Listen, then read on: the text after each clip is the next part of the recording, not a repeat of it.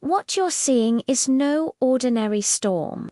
This is a bomb cyclone, a weather phenomenon defined by its terrifying speed and intensity.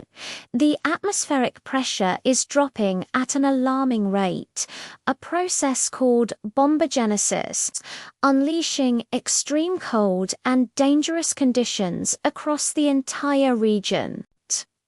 Cities are being buried under heavy snow, winds are reaching ferocious speeds, and the temperature plunge is creating life-threatening situations. This isn't just winter weather, it's a powerful and hazardous event.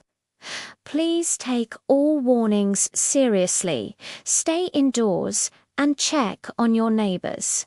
Your safety is the top priority.